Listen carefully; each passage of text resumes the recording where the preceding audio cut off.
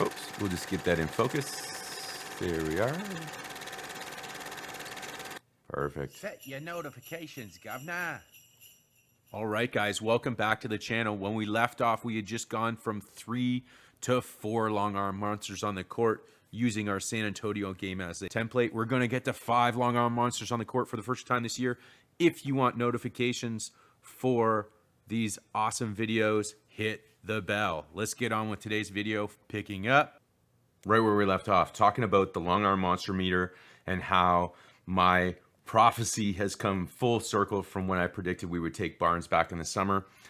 If you need any more proof that we are rolling out these long arm monsters, you need to pay attention to the rotations we've been using the last 3 games. They're very different from anything before the San Antonio game. I think the game before the San Antonio game was the Knicks. We use a very different rotation lineup that we had been using since before Christmas. And when you're looking at this, you just want to note who got the most minutes. You'll notice a lot of them went small with Svi and Yuta. So then we put Yuta and Svi onto the 10-day COVID protocol list. And we have been running these 5 long arm monster lineups since that involve bigger players than we've done in the past. And pretty much before that, we've only been running 4 long arm monsters on the court at a time. So the way that works, we'll get into in the videos. Essentially, we start each game with 2 guards, Freddie and Gary Trent Jr., and 3 long arm monsters.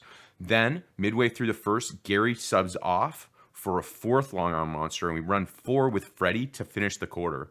Then what we've been doing is in the second quarter to start and the 4th quarter, we've been running these lineups that involve 5 long arm monsters. Roar, 5 long arm monsters, Freya, yes! Look at the cat lady. So here's just to show you how that works. We start at 3, Freddie and GT Jr. We switch, we upgrade to 4, okay? We upgrade to 4 long arm monsters for this, finish the first. Then we upgrade to 5 long arm monsters to start the second. And you can look at the rotations here. All the guys we're subbing in, Champagny is the smallest of them all. So there's the Spurs game. Then we had the Bucks game. We did the same thing. And now we have under our belt the Jazz game. And don't put too much stock in the fact whether these were wins or losses. It's great that we're winning, but these are depleted teams. So it's not like the 5 long arm monster thing is what's winning us these games, because they have not got all the bugs out. But there's been some great stuff that I'm going to explore using clips from the San Antonio game. So I took a whole bunch of clips of when we ran 5 long arm monsters from that game, just to show how the matchups look with this type of look that the Raptors are using. First, let's go back and look at the prophecy of drafting Scottie Barnes. And as you guys will recall, I kind of called that draft, if you're a follower of the channel, and I said there's no way we're taking Suggs. We're going to take Barnes, and we're going to be running a Raptors brand of small ball centered around guys like Scottie Barnes, OG, and Pascal. And that was my pre-draft prediction. So here's GM Bobby Webster's post-draft interview where the media was totally kind of pissed off that we didn't take Jalen Suggs. Yeah, that was what we said. We're going to take best available player. I don't think you can have too many, these big 2-way wings. As we all see and we all know, the, positionlessness of the NBA now, we don't really see it as any overlap. We see it as, all 5 guys look like him, and OG and Pascal and all of that. Yeah, man. And now we're running these lineups, and how it's a very different look from when we run both Banton and Boucher on the court together, because they're both a little more frail. So this was the first moment where we ran 5 monsters where Boucher was the most frail. Think about that. Chris Boucher, who can play power forward or center, is now the smallest guy on the court for us. And if it's not Boucher, it's Champagny. He might be smaller than most centers, but he's not a small dude, and he's used to playing under the rim.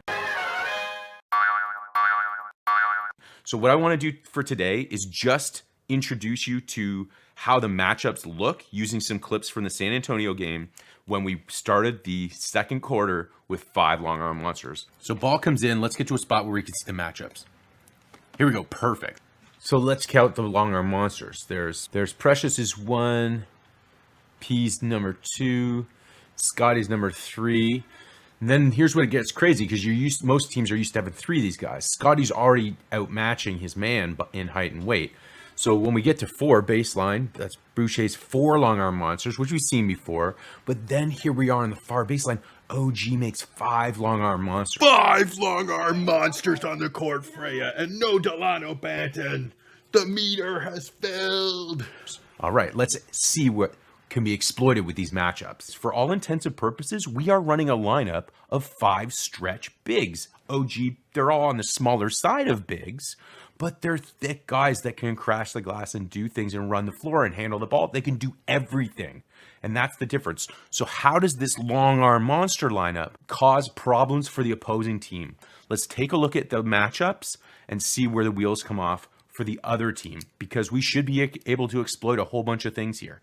Let's take a look at the matchups. All right, now that we got these all labeled, we can start with number 1. First matchup, Precious Sachiwa versus Jacques Landau.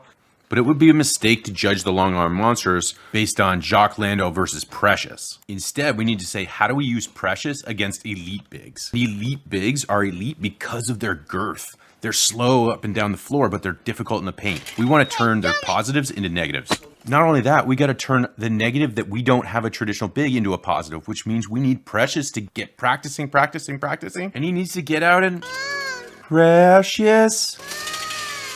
So the Raptors don't want to be in sets. They want to be running the floor and stretching the floor for Landau, so he's got to run. And Precious is as good as that. We know what kind of pressure he can create, even when he's the ball handler. And this is going to be true for every traditional big that we match up against all season. That's why we've been practicing. The Vucevic's, the Embiids, all of those guys, we got to get them running. We want every single old man in the entire league looking out the window, holding their heart as Precious runs by, saying, "That boy sure is a running fool." Guys, I'm rocking this vid. Give me a like and a sub. And remember, if we're going somewhere, we're going there running. That brings us to our second matchup, which is going to be Spicy P in the traditional power forward role. We're going to pick that up in the next video. I like the length of the video, so I'm going to cut it here. At the end of the day, just remember that everything we do is about a second banner in the ceiling. It's all about the Larry.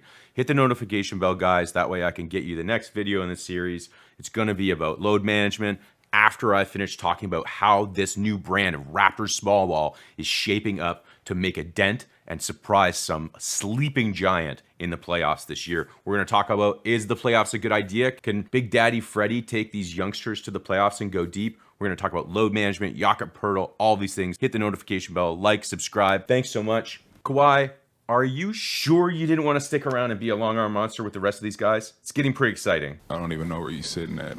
I'm up on top of the mantle I told you in the last video. That's bullshit, Kawhi. This is Chef's Kiss approved. Mwah!